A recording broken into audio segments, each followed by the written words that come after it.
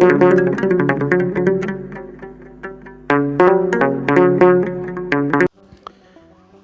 አብ ወወልድ ወመንፈስ ቅዱስ አሐዱ አምላክ አሜን።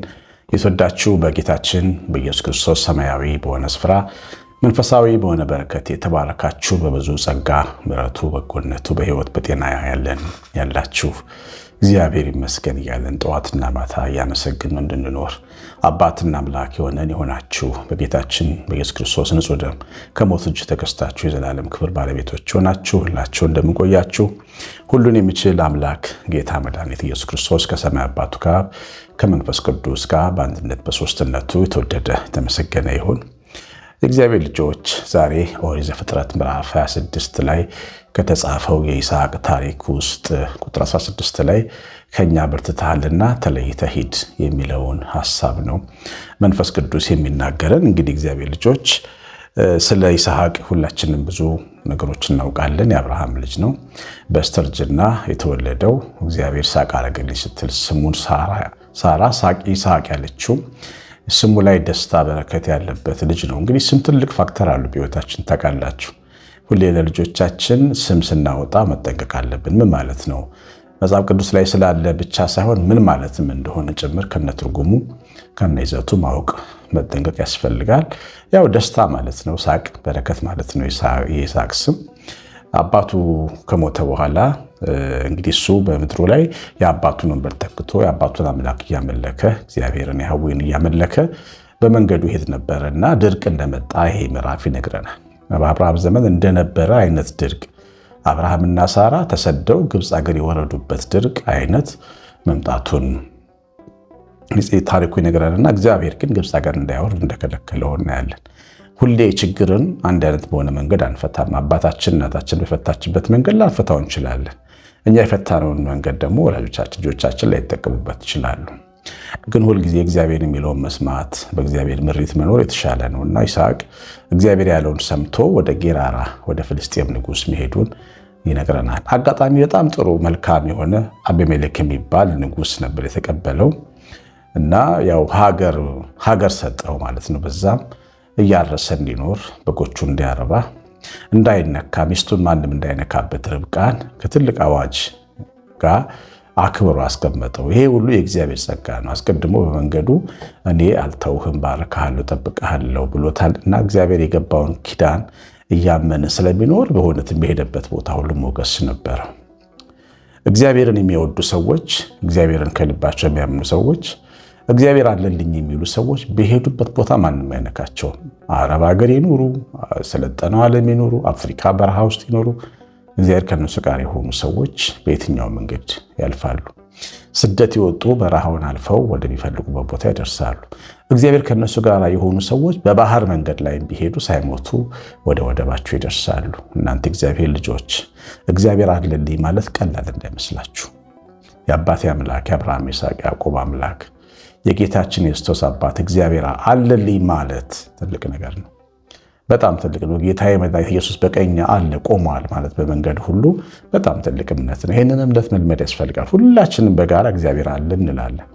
እግዚአብሔር አለልኝ የሚሉ ግን በጣም ጥቂቶች ናቸው። እነሱ ያመኑ ሰዎች ከብዙ ነገር ይተርፋሉ እና በስደቱ በፍልስጤማውያን ምድር ንጉሱ ጠብቆት መኖር ጀመረ እና በዘራም ጊዜ 100 እጥፍ አጨደ ይላል። ይሄ ምዕራፍ በደንብ ብታነቡት ደስ ይለኛል። የበረከት ምዕራፍ ነው ዘፍጥረት 26 እና በድርቅ ጊዜ 100 እጥፍ አጨደ ነው። ታምናላችሁ እግዚአብሔር ልጆች? ታዲያ ሪሶርስ ማለት ምንድን ነው? ዝናብ ነው? ደመና ነው? ወይስ ለም እርሻ ነው? ወይም የመስኖ ውሃ ነው? ሪሶርስ ማለት ለአንድ መንፈሳዊ ሰው እግዚአብሔር ክንዱን መተማመን ነው። በምድረ በዳ ላይ 100 እጥፍ እንድናጭድ ያደርገናል። ይሄ አስገራሚ ነገር ነው። በጣም አስገራሚ ነው። እግዚአብሔር ይባርካችሁ ሲባል አሜን በላችሁ፣ በእምነት አሜን በሉ። ደግሞ የሚባርካችሁ የሚባርከን እግዚአብሔር ነው። በቅንነት ደግሞ አለልኝ ልንለው ይገባል።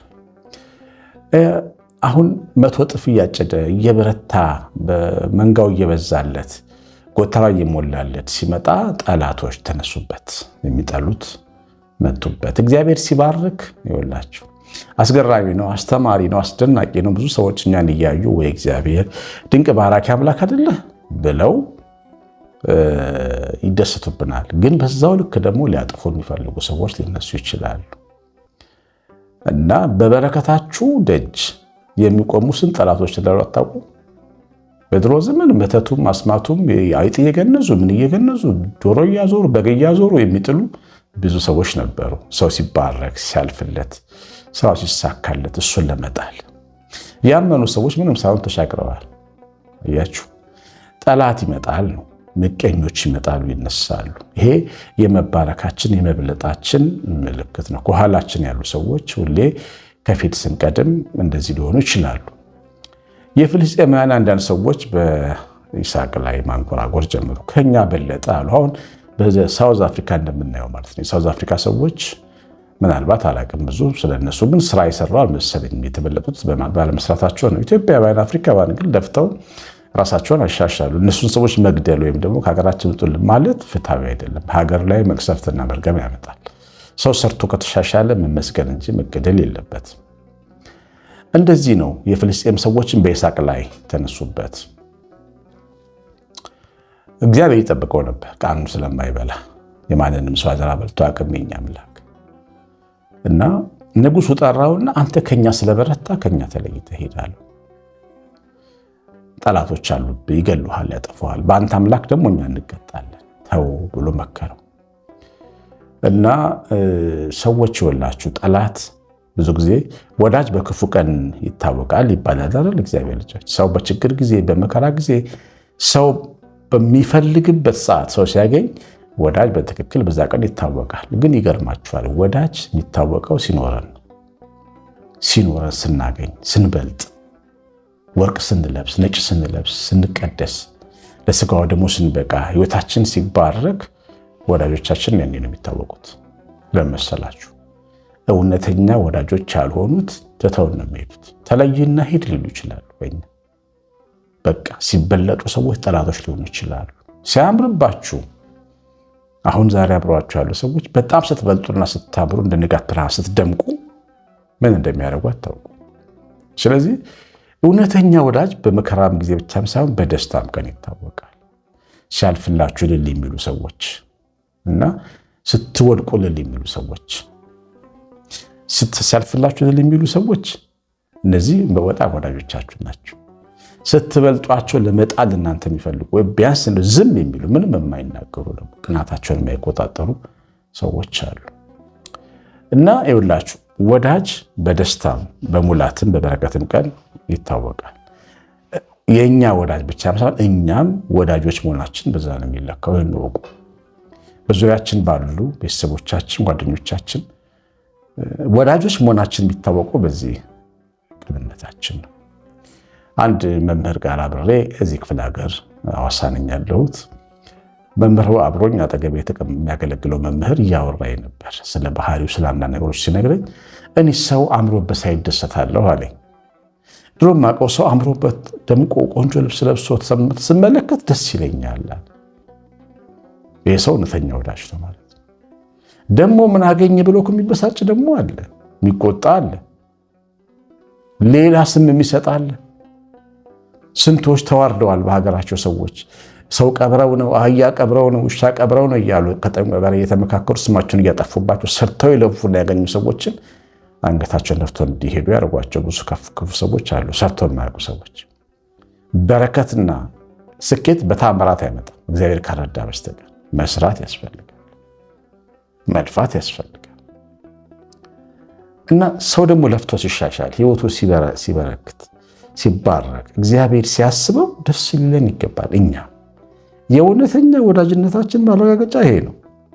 የልባችን ቅናት ይዞን እንዳይሄድ፣ ተበለጥኩኝ የሚል ስሜት፣ እኔ ወደኋላ ቀረው እሱ ቀደመኝ የሚለው የስጋ ስራ ይዞን እንዳይሄድ ማለት ነው። በእኛ ላይ የሚቀኑ ሰዎች መነሳታቸውን ብቻ ለማሰብ እኛም እንዳንቀና፣ እኛም ወዳጅ እንድንሆን ሰው ቤት ሰርቶች ሲሰራ እልል ብለን አበባ ይዘን ሄደን እግዚአብሔር እንኳን ረዳ ማለት፣ ሰው ሲወልድ እንኳን ወለድሽ እንኳን ማረማችሽ ማለት፣ ሰው ሲሾም ሲሸለም እንኳን ደስ አለ ማለት፣ ንጹህ ልብስ አብሮ ሲመጣ አምሮብሃል ማለት፣ ቅንነትን መለማመድ ያስፈልጋል። የቅኖች ትውልድ ትባረካለች። እኛችሁ ቅኖች መንገዳቸው፣ ዘመናቸው፣ ትውልዳቸው ሁሉ ይባረካል። የቅኖች በረከት ከራሳቸው አልፎ ወደ ልጆቻቸው ነው ማለት ነው። የቅኖች ትውልድ ትባረካለች ማለት የተትረፈረፈ በረከት ነው ለቅኖች የሚሰጣቸው። እነሱ ከሚቀበሉት በላይ ለልጆቻቸውም ጭምር ይመርቅላቸዋል እግዚአብሔር። ያ ማለት ምንድነው? ሰው ሲያምርበት ደስ የሚላቸው ሲሳካለት ከሀገራችን ወጣለን የማይሉ ኑርልን እንኳን ተባረክ የሚሉ ሰዎች ማለት ነው። እና የወላችሁ ወዳጆቻችን የምናውቀውም በሞላለን ባማረብንም ቀን የሚሰማቸውን እያየን ችግራችን ቀን ብቻ ያልመጡ ሰዎች አይደሉም። በደስታችንም ቀን ነው ወላጆቻችን የምንለይ። ደግሞ አንዳንድ ጊዜ የኛ የምንላኩ ሰዎች ተቀይረው ልናይ እንችላለን። ለቀቀለቀ አይደለም የሚሉ የሚያኮርፉ አሉ፣ የሚገለባበጥ ባህሪ ያላቸው አሉ። በጣም ችግረኛ ሆናችሁ በጣም እያገዟችሁ እያገለገሏችሁ የሆነ ቀን ሲመጣላችሁ ኢግኖር የሚያደርጓችሁ አሉ። አንዴ ሰው አንዴ አፈር የሚሆኑ አሉ። ይሄን ወቁ። አቤሜሌክ እንደዚህ ነው የሆነው። በጣም መልካም ደግ ሆኖ ተቀበለው። ሲያልፍለት ግን ይስሐቅ ከሀገራችን ጣልናል። እንዳይገርማችሁ ነው። እንዲህ አይነት ነገር ብንመለከት እንዳንገረም። በቃ አዲስ ነገር የለው። በሰው ባህሪ ውስጥ ያለ ነው ይሄ፣ በሰው ጸባይ ውስጥ ያለ ነገር ምንም እንዳይገርማችሁ እግዚአብሔር ልጆች እና የተባረካችሁና የተወደዳችሁ ብሩካን እግዚአብሔር ልጆች በይስሐቅ ሕይወት ውስጥ የምንማረው ያ ነው። ግን በዛ ሁሉ ነገር ውስጥ ግን እግዚአብሔር ይጠብቀው ነበር። ወጥቶ ሄደ፣ በፍልስጤም ሸለቆ ሰፈረ። ጉድጓድ ሲቆፍር መጥተው ነጠቁት፣ ደግሞ ሲቆፍር መጥተው ነጠቁት። ተስፋ አልቆረጠም፣ ደግሞ ቆፈረ ይላል። ትናንት የረዳው እግዚአብሔርን የሚያይ ሰው ተስፋ አይቆርጥ። ደግሞ ይሰራል፣ ደግሞ ያደርጋል፣ ደግሞ ይረዳል፣ ደግሞ ይወዳል፣ ደግሞ ይደጋግማል። በቃኝ አሁን ሰው አይልም። መስራት በቃኝ፣ መልፋት በቃኝ አይልም። ሰው በቃኝ ብሎ እጁን አጣምሮ ዜሮ ነው የሚሆነው እንጂ አያተርፍ። መስራት አለበት፣ መውደድ አለበት፣ መጣር አለበት፣ መጸለይ አለበት፣ በየቀኑ ማመን አለበት። በየቀኑ ጉድጓዱ መቆፈር አለበት። እልፍ እያለ የሚቃወሙ ሰዎች፣ የሚነሱብን ሰዎች፣ ምቀኛ ሰዎች ምን እንላቸዋለን? ብዙሪያችን የቤት ስራ እንዳይሆኑብን፣ ሐሳብም እንዳይሆኑብን፣ አጀንዳም እንዳይሆኑብን እንደ ትልቅ ሰው ማስተብ ያስፈልጋል። እነሱ መኖራቸው ግድ ነው። አንዳንድ ሰው እነሱ ላይ ያተኮራል። እንዲህ ተነስቶብኝ፣ ምቀኛ ተነስቶብኝ፣ እንደዚህ መኪና ላይ የምታየው ጥቅስ አብዛኛው አይነት እንደሚያሳያቸው ምቀኛ ረድብን ይበል ብሎ ለጥፈው ይሄዳሉ። ስለ ምቀኛ ለምን ያስባሉ? ስለሚወዳቸው ሰዎች ያስቡም እንዴ? ምቀኛ እኮ መኖሩ አዲስ ነገር የለው። እና ይኸውላችሁ ስለዛ ማሰብ የለብንም። ይስሐቅ እኛው መንገዱን ነው፣ እግዚአብሔርና መንገዱን ነው። ይሄዳል፣ ይቆፍራል፣ ሲቀሙት ይቆፍራል። ከዛ ሮቦት በዛን ከዚህ በኋላ ማንም እግዚአብሔር አሰፋናል እንጂ አንወድቅም ማለት አምኖ ጸንቶ የተጋ በዓላማው የጸና በትጋቱ የጸና በብርታቱ የጸና መቼም ቢሆን አሸናፊ ሆኖ ነው የሚያልቀው። በዙሪያው ያሉ ጠላቶቹ ፈታኞች ሁሉ እንደ ጉም በነው ይጠፋሉ። እንጃ እግዚአብሔር ዛሬ ማን እንዲናገር ላሰበ በዚህ ትምህርት በደንብ አስቡበት። ምንድነው ያለኝ መድኃኒዓለም በሉ። እግዚአብሔር ምን ተናገረኝ ማለት ይገባል። የሰማነው በልቡናችን ጻፍልን። እግዚአብሔር ቸርነት የእናታችን የእመቤታችን ረድኤት በረከት የመላእክት ጥበቃ አብሮን ይሁን። ትምህርቱ ላይ ኮሜንት ላይ ካርጋችሁት መዝሙሮቹን የሰማችኋቸው ነው እያየሁ ነው የወደዳችኋቸው እንደሆነ ተስፋ አደርጋለሁ። ኮሜንት አድርጉ። መዝሙሮቹን ሲሰሙ እግዚአብሔር ይባርካችሁ። ቀሲስ አሸናፊ ገብረማርያም ነኝ። ሰላም